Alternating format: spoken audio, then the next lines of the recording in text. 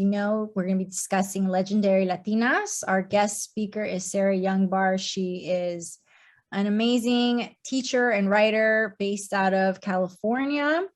And she has a bachelor's degree in psychology, a master's in education, and she teaches online classes, varied subjects relating to Latin history and Hispanic history and backgrounds. So this is definitely within her wheelhouse. She knows what she's talking about. She's an amazing person. I believe you teach ages between 3 and 18, right, Sara? Yes. I think I'm correct. Yeah. And so I'm going to kind of just let her take over today. So Sara, by all means. All right. Thanks, Natalie. Hi, everybody. Thank you so much for taking some time out of your day to be here. And like Natalie said, my name is Sara Youngbar. My family is from Mexico. I was born in California, currently living in Las Vegas, Nevada. And I just wanted to get a little icebreaker started here, because I know sometimes we do have people running late after a long day at work.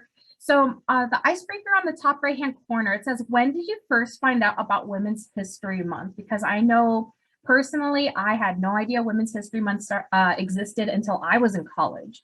So feel free to share in the chat. When did you first find out about it? Or maybe you've known it your whole life, or someone showed you. So I'll give everyone a moment to think about that while you share in the chat.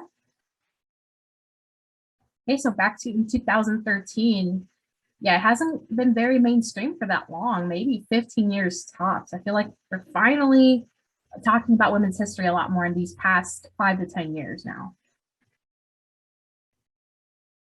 Okay, and Hope says that she found about it this year. Yeah, some people are, I think during the pandemic, some people were just learning more about history and said, wow, Women's History Month sounds interesting. Let's learn more about it. So yeah, 5 years ago, 2010. All right, awesome. Thank you so much for sharing. Really appreciate that. And yeah, let's get started here. So oh, here we go. All right, just some quick stuff about me. I'm a former full-time teacher. I used to work in the Clark County School District. Now I'm currently an ed tech consultant with Renaissance Learning. I'm a virtual teacher. I like to write, and I'm a self-taught historian is what I like to call myself. I love being with my family. I love to try new foods, traveling whenever things aren't too crazy out there, and animation, learning new things. And I'm sure I have things in common with all of you. You're here to learn something new today.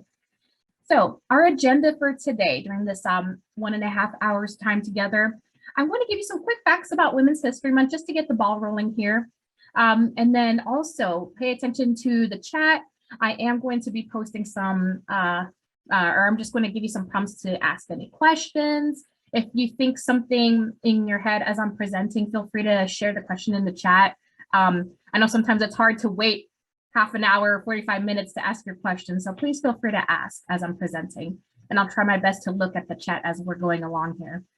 And also we're going to learn about Guatemalan activist Rigoberta Menchú. We'll get started with her first. Then we'll talk about former astronaut Ellen Ochoa, and then Justice Sonia Sotomayor. And for those who like to play virtual games, we will have a Kahoot review game at the end of this, okay? So some quick facts about Women's History Month. It started as Women's History Week back in 1982.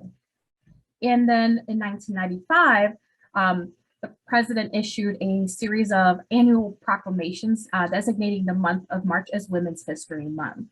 So it's not, it hasn't been around for that long, but finally getting some momentum with Women's History Month.